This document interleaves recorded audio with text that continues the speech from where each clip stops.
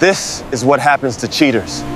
I'm David Morrison, 41 years old, and 3 years back my wife decided to announce her affair at the worst possible moment imaginable. I was regional director for a hotel chain called Atlantic Crown Properties, overseeing 15 locations stretching from Maine down to Georgia. Corner office overlooking Boston Harbor, the whole corporate success package. My wife Victoria was from Toronto, came down 12 years ago with that polished Canadian professionalism that made investors comfortable and employees feel valued. We'd been married 9 years when everything imploded. Victoria had a son from her first marriage, Ethan, who was 14 at the time. I'd been in his life since he was 5 years old. I taught that kid to ride a bicycle, sat through every parent-teacher conference, paid for his orthodontic work. He called me David instead of Dad, but I never pushed the issue. I figured love showed up in actions rather than titles, and I was there for him consistently. The celebration dinner was meant to honor a massive deal I'd been working on for 18 months. We'd just closed the acquisition of 3 boutique properties in Charleston, and my late father's business partner, Gerald, had flown in from Phoenix specifically for the occasion. 20 people gathered at the Harborview, our flagship property in the portfolio. White tablecloths, champagne already poured, lobster bisque coming out from the kitchen. I was halfway through thanking everyone who'd contributed to the deal when Victoria stood up. She wore this emerald dress, the exact one I'd purchased for our anniversary 6 months prior. Her smile was bright and practiced, the kind she deployed at corporate events. She announced she had something to say, and I looked up at her still holding my champagne glass, thinking maybe she planned to toast the team or thank everyone for their support. Gerald raised his eyebrows in an encouraging way. Instead, Victoria announced she'd been doing extensive soul-searching lately and realized she'd been living inauthentically. Said she'd been in a relationship that no longer served her personal growth. The room went completely silent. Someone's fork touched their plate with a small clink that seemed deafening in that moment. Then she said she'd been seeing someone else, a guy named Derek who'd helped her understand she deserved to be with someone who truly saw her. She looked around the room, but her eyes never quite landed on me when she said she was grateful for everything, but needed to be honest with everyone there. Said our marriage was over. I felt every single eye turn toward me. Gerald's face went pale. My assistant Claire looked like she might actually cry. But I didn't move, didn't shout, didn't ask any questions. I just set down my glass carefully, pulled my wallet from my jacket and placed my credit card on the table. Told the server, separate checks. I signed the receipt and added a 30% tip because none of this disaster was the staff's fault. Then I stood up, buttoned my jacket, and walked straight out of that restaurant without looking back even once. Behind me, I heard Gerald's chair scrape harshly against the floor, heard him say something sharp to Victoria. But I was already gone, already moving forward with the plan I'd been preparing for over a year. See, here's what nobody tells you about loving someone capable of public betrayal. You don't wait around for the bomb to drop.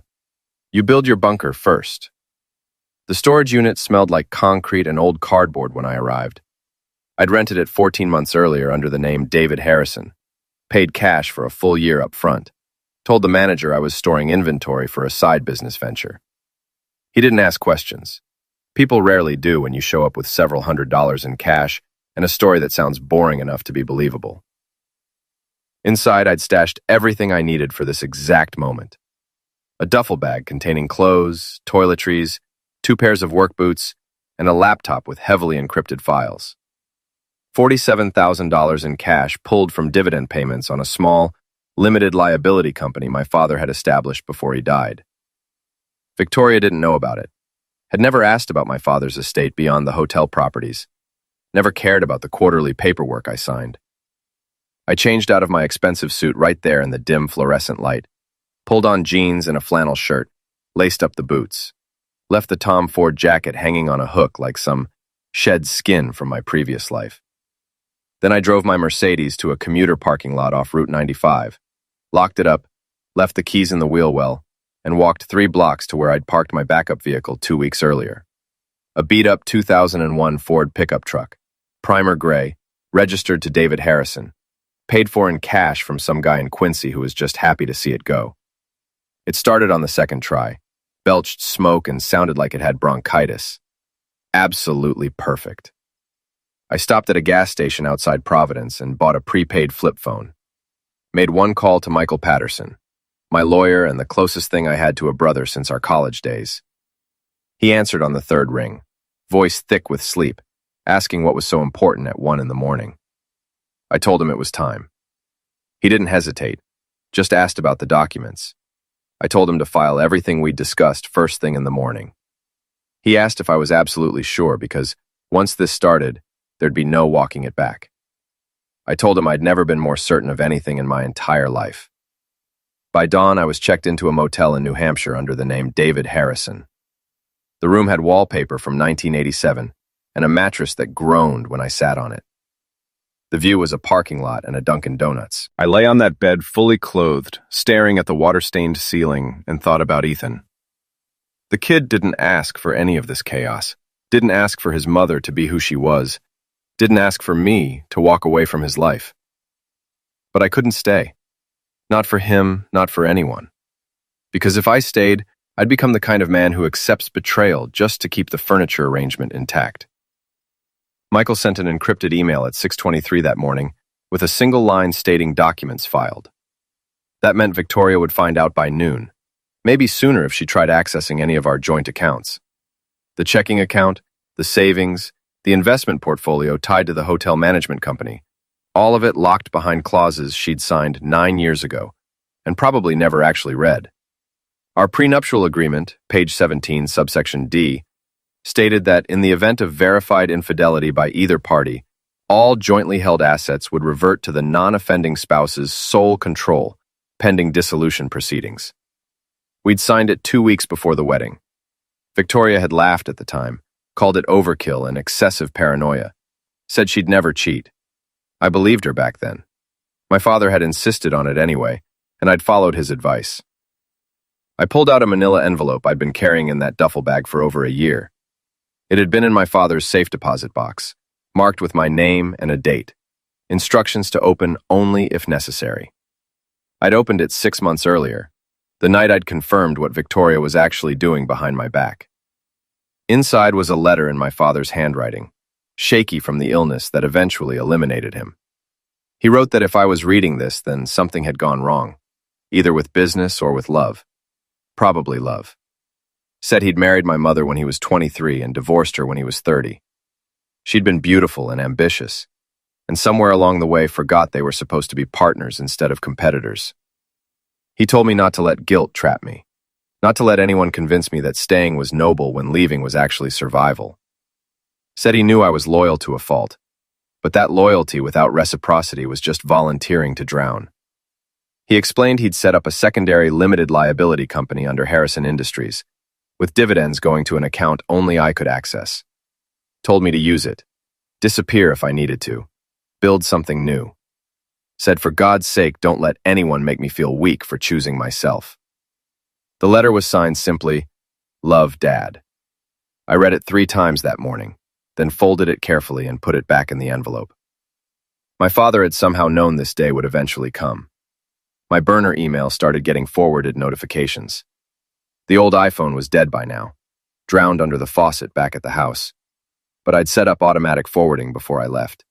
17 missed calls from Victoria, 12 text messages, 3 voicemails. I didn't listen to any of them because I already knew exactly what they'd say. Confusion first, then anger, then accusations that I was overreacting and being childish, that we needed to talk like adults. But here's the thing about talking. It requires 2 people who actually respect each other. And respect once shattered doesn't glue itself back together just because someone says sorry. I sent a text to Michael asking how long until Victoria figured out the visa situation. His response came fast. His immigration attorney contact estimated 3 weeks. Victoria was on a spousal visa, and divorce would terminate it. She'd have 90 days to leave the country or find another legal path to residency. I stared at that message for a long time. Victoria had come to the States on a work visa 12 years ago, shifted to a spousal visa when we married. If the marriage dissolved, so did her legal status. I hadn't specifically planned that part, just followed the law. But consequences don't care about intent. I didn't watch Victoria's social media spiral in real time, but Michael sent me screenshots with timestamps, clinical updates like a doctor monitoring a patient's decline. Day 1. Victoria posted a video with soft lighting and acoustic guitar in the background. She sat cross-legged on our couch, the one we'd picked out together at a boutique furniture store in Cambridge. Titled it, Choosing Honesty Over Comfort, My Journey to Authentic Living. She talked for 11 minutes about personal growth and awakening and finding her true self. Mentioned Derek, her new partner, called him a mirror that showed her who she really was.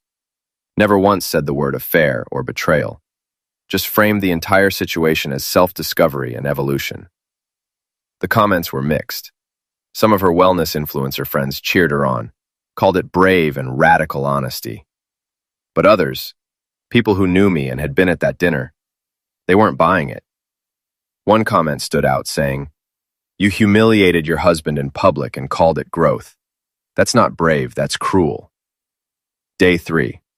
Victoria tried calling the hotel chain's corporate office. Michael had already notified them of the situation and told them I was taking an indefinite leave of absence. They forwarded her call to legal. Legal told her they couldn't discuss personnel matters. She posted a vague Instagram story about being shut out of conversations that directly affect your life. Day 5. She tried accessing our joint bank account and found it locked. Called the bank, and they told her the account was flagged pending legal review. She called Michael's office. His assistant told her all communication had to go through official channels. That's when Victoria actually called the police and filed a wellness check.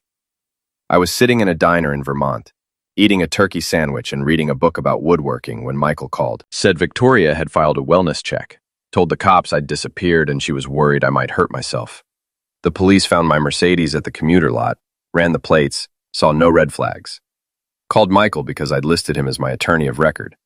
He told them I was on a planned sabbatical, that I'd checked in with him that morning and that I was under absolutely no legal obligation to inform my estranged spouse of my whereabouts. Michael said to get used to hearing her called estranged spouse, because Victoria was going to realize soon that she had zero leverage in this situation. No access to money, no access to me, and a visa that was about to expire. I asked how long until immigration noticed. He estimated 2 weeks, maybe 3. Once the divorce was finalized, her visa status would get reviewed automatically. If she couldn't prove independent means or find another path to legal residency, she was looking at deportation proceedings. Day 8. Victoria's video view counts started dropping significantly. The algorithm moved on to other content. Her follower count dipped. A wellness brand she'd been partnering with quietly pulled her affiliate link from their website. Day 10. She posted a tearful video with no makeup this time, hair pulled back sitting in the guest bedroom. Said she was learning that honesty comes with consequences she didn't anticipate. Said she thought she was being brave, but maybe she was just being selfish. Said she didn't know anymore. The comments were noticeably harsher. People wrote that she destroyed a good man and expected applause. That actions have consequences. Welcome to reality. She deleted the video 6 hours later. On day 12, Michael sent me a final update, saying Victoria had hired an immigration lawyer and was trying to argue for an extension based on hardship. He said flatly, it wasn't going to work because she'd made her choices and now had to live with them. 3 weeks into my disappearance, I got a message I genuinely didn't expect. It came through an old gaming platform, Discord, on an account I'd created years ago to play some strategy game with Ethan. We'd stopped using it when he got into high school and moved on to other interests. I'd completely forgotten the login existed until my laptop pinged with a notification. The message was from Ethan, asking if I was there. I stared at the screen for a full minute. Smart kid. Had found a way to reach me that completely bypassed Victoria. I typed back that I was here. Ethan's next message came quickly, saying his mom was losing it, that she kept calling my office and they wouldn't tell her anything. I responded that I knew. He asked if I was okay. That question hit harder than I'd expected. I sat back in the chair and looked around the cabin I was renting. Was I okay? I didn't know yet. I typed that I was managing and asked about him. Ethan wrote back that Victoria cried a lot, and Derek had moved in, and he hated him. My jaw tightened reading that. Derek, the artist. The mirror who showed Victoria her true self was now living in the house I'd paid for, sleeping in the bed I'd bought, probably eating dinners at the table where Ethan did his homework. I typed that I was sorry. His response came fast, saying it wasn't my fault, she did this. I stared at those words. From a 14-year-old who just watched his mother implode his family for the second time in his life. I asked if he needed anything, money or help with school. Ethan wrote no, that Michael had set up something for him, an account for college. Said Michael told him I'd arranged it. Michael hadn't told me he'd done that. I'd asked him to make sure Ethan had options, but didn't know he'd moved that quickly. I responded that Ethan deserved to have options, and whatever happened between me and his mother didn't change that. Ethan asked if he could visit me sometime. My throat tightened. I wanted to say yes, wanted to give this kid an escape route from whatever chaos Victoria was creating. But I also knew that opening that door meant staying connected to a life I was actively trying to leave behind. I typed carefully, saying when he turned 18, he could go anywhere he wanted, but until then, this was complicated. He responded that he understood. I sent one more message telling him he was a good kid, better than most adults I knew, and not to let this situation make him cynical. His final message said, "Too late." Then he logged off before I could respond. Michael called an hour later. I asked about the trust he'd set up for Ethan. He said I'd told him to make sure the kid had options, so he'd made sure. I asked how much. He said enough for 4 years at any state school, maybe more if Ethan was smart with it. The trust was completely untouchable by Victoria.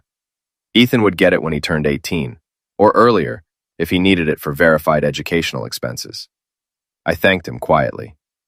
4 weeks in, Victoria finally understood the full situation she was in. Michael forwarded me an email from her attorney, some guy named Paul who worked out of a strip mall office in Somerville. The email was frantic, full of legal jargon that boiled down to pure panic. Michael called to walk me through it. Victoria's lawyer was claiming the prenup was invalid because she'd signed under duress, that my father had pressured her, and she didn't have independent legal counsel. I pointed out that she did have her own lawyer, a guy named Richard Feldman out of Cambridge, and I'd paid for it. Michael said that's exactly what he'd told them, sent copies of the retainer agreement Victoria had signed, the consultation notes, everything. They had absolutely nothing to stand on. I asked about the visa situation. Michael said that's where it got interesting. Immigration had sent Victoria a notice giving her 60 days to prove she had legal grounds to remain in the country. The spousal visa terminated with the divorce, and since the divorce was based on documented infidelity, there was no pathway to adjustment of status. She had to leave unless she found another legal route like a work visa or student visa. But those took time and money, and right now, she had neither. 2 days later, Victoria posted another video. This one, markedly different. No soft lighting, no music, just her sitting in the guest bedroom with red eyes and smudged makeup. Said she'd made mistakes, thought she was being brave but was really just being selfish. Said now she was facing consequences she didn't anticipate. Her visa was expiring, she might have to leave the country, and Ethan was caught in the middle of something he didn't ask for. She paused and wiped her eyes, then looked directly at the camera, asking me to please contact her. Said we needed to talk. Not about us, but about Ethan. Said he needed stability and help. Acknowledged she didn't deserve anything from me, but insisted Ethan did. The video had 200 views and 15 comments. Most were brutal. People wrote she should have thought about her son before blowing up her marriage. That actions meet consequences. Welcome to adulthood. One comment said, "Using your kid to manipulate your ex is pretty low, even for you." Michael called that night, saying Victoria was trying to bait me and I shouldn't respond. I told him I wasn't going to, but added that if Ethan needed something, I'd handle it. Michael promised the trust was set up properly, and if Ethan needed housing, education, anything legitimate, it was covered. But I shouldn't contact Victoria or give her any opening. I said I understood. 3 years. That's how long it took for the dust to actually settle. I'd rebuilt myself piece by piece during that time. The cabin in New Hampshire became permanent. I bought it outright under David Harrison, paid cash, no paper trail leading back to David Morrison. Started working with my hands instead of spreadsheets. Picked up woodworking first, then carpentry. then discovered driftwood sculpture almost by accident. There was this old guy in town named Bill who taught me the basics: how to see the shape hiding inside weathered wood, how to let the material guide you instead of forcing it. I started making small pieces and selling them at local craft fairs. Nothing fancy, just honest work that didn't require conference calls or corporate politics. The hotels sold. Michael handled it quietly, found a buyer who wanted the entire portfolio. I walked away with enough money to live comfortably for the rest of my life if I stayed modest. Invested most of it conservatively, kept some liquid, donated a significant chunk to a scholarship fund in my father's name. Victoria got deported. Took 11 months total, but immigration finally processed everything. She tried every possible angle, hired 3 different lawyers, even attempted to claim asylum based on some fabricated story about persecution in Canada. None of it worked. She flew back to Toronto on a cold January morning, and according to Michael, she never stopped blaming me for everything. Ethan stayed in the States. His biological father, a guy I'd never actually met, suddenly developed a conscience and took custody. They moved to Colorado together. Ethan and I kept in touch through that Discord channel, messages every few weeks. He was doing okay. Not great, but okay. He applied to art schools, and the trust Michael set up covered everything. I changed my name legally. Not completely, but just enough. David Harford, instead of David Morrison. Got a new driver's license. Opened bank accounts. Filed taxes. Became someone new without completely erasing who I'd been. The magazine article happened completely by accident. Some writer doing a piece on coastal artists found my work at a gallery in Portsmouth. She wanted to interview the guy making sculptures from beach debris. I agreed, but kept everything vague. Talked about starting over and finding clarity, but never mentioned Victoria or the hotels. The article ran in a small regional publication. I genuinely didn't think anyone would notice it. The beach was empty that morning, the kind of quiet you only get before sunrise. I was working on a new piece, something abstract with curves that mimicked wave patterns. The wood was silver gray, smoothed by years of salt water and sand. I heard footsteps behind me but didn't turn around. Tourists sometimes wandered down here, took photos, moved on. But these footsteps stopped and hesitated. Then a voice I hadn't heard in 3 years cut through the sound of the waves, saying my name. I straightened slowly and turned around. Victoria stood about 20 feet away, wearing jeans and a simple jacket, hair pulled back, no makeup. She looked older and thinner. All the polish was gone, replaced by something raw and uncertain. When our eyes met, something in her expression just shattered completely. Her face went pale, her mouth opened slightly, and I watched 3 years of carefully constructed denial collapse in real time. She'd found me, but she hadn't prepared for what she'd actually find. She said hi, voice barely above a whisper.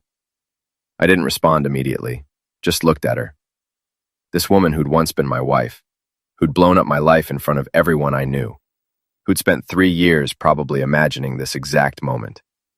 I said hi back, eventually, with no emotion, no anger, just simple acknowledgement. She took a tentative step closer, saying she'd been looking for me, that she'd seen the article and knew it was me. I said, "And now you found me." She wrapped her arms around herself in this defensive gesture I remembered from old arguments. Said she needed to see me, needed to explain. I told her there was nothing to explain, that she'd said everything that night at the restaurant. She said quickly that it was a mistake, the way she did it, the timing, all of it, that she'd regretted it every single day since. I set down the piece of driftwood I was holding and said, "Victoria, I don't care." Those 4 words landed harder than any insult possibly could have. I saw it in her face, the realization that I wasn't angry, wasn't hurt, wasn't anything. I'd moved past her entirely. She said I looked different. I told her I was different. I had to be. She tried saying Ethan missed me. I said Ethan knew how to reach me and we talked. Her face shifted to surprise, mixed with something that looked like betrayal. She said he never told her that. I asked why he would, when she hadn't exactly earned his trust. Victoria's eyes filled with tears. She said, "Please, Jason, just please help me understand what I was going through." I told her I understood perfectly. She wanted something different. She got it. Now she was living with the consequences. She asked if that was it. 3 years, and that's all I had to say. I looked at her one more time and asked what she wanted. Forgiveness? Permission to feel better about what she'd done? I couldn't give her either of those things. She just stood there with tears running down her face, and I felt nothing except a distant sort of pity. I said goodbye, Victoria, and picked up the driftwood again. She didn't leave immediately, just stood there for another minute, or maybe 2, waiting for something that wasn't going to come. Then, finally, she turned and walked away. I watched her go for just a moment, then went back to my work. The wood was still there, still needed shaping, and unlike some things, it didn't ask questions I couldn't answer. 8 months after Victoria found me on the beach, my phone rang with Ethan's number. He said without any preamble that he was 18 now, and asked if he could come visit. I smiled for the first time in weeks and told him yes. He showed up 3 days later, driving a beat-up Honda Civic he'd bought with money from his summer job. He was taller than I remembered, broader in the shoulders, but still that same quiet kid who'd rather sketch than talk. We didn't hug, just nodded at each other. He looked around the cabin and at the workshop I'd built, at the half-finished sculptures lined up against the wall. Said simply that it was cool. I said thanks and asked if he was hungry. We ate dinner at a local diner, the kind with checkerboard floors and waitresses who called everyone hun. Ethan ordered a burger and ate methodically, then finally spoke, saying Victoria had come to see me and told him about it. Said she claimed I was cruel to her. I told him I wasn't cruel. I was honest. He nodded slowly and said, that's what he figured. He said Victoria wanted him to ask me to reconsider, to maybe talk to her again. He said he told her he wasn't going to do that. I said good. That was between Victoria and me, and he didn't need to be in the middle of it. He said she was struggling, not defending her, just stating facts, living with her sister in Toronto, working at some boutique, still trying to make the wellness influencer thing work, but nobody cared anymore. I asked how he was doing. He shrugged and said he was okay. His dad was all right. They didn't talk much, but his dad let him do his thing. Then he told me he'd gotten accepted to Rhode Island School of Design, full ride with the trust I'd set up. I told him that was incredible and meant it. He asked why I'd done it, set up the trust when I didn't have to. I said because he deserved a chance, that what Victoria did and what I did, none of that was his fault. He got caught in crossfire. Least I could do was make sure he had options. Ethan's jaw tightened, and he said Victoria claimed I'd abandoned them. I corrected him immediately, told him I abandoned her, not him. There's a difference. He said quietly that he knew, just wanted to hear me say it. We spent the next 3 days fishing and working on a sculpture together, talking about everything except the past. On his last morning, we stood by his car in the driveway. I told him he could come back anytime. Door was always open. He nodded and thanked me for everything, for not being like her. He drove away and I stood there watching until his car disappeared around the bend. A year after Ethan's visit, Michael emailed saying she was gone. I opened it with coffee in hand, early morning light streaming through the cabin windows. The message was brief. Victoria had moved to Vancouver, remarried some tech entrepreneur she'd met through her dwindling social media presence. She'd signed papers relinquishing any future claims to anything connected to me. The hotels, the estate, all of it. In exchange, I'd agreed not to pursue her for the legal fees she still owed from the divorce proceedings. Michael wrote that she'd wanted closure, and figured I'd want to know it was finally done. Life settled into a rhythm after that. I sold pieces at galleries up and down the coast, made enough to live comfortably, bought the lot next to my cabin and built a proper workshop with better tools.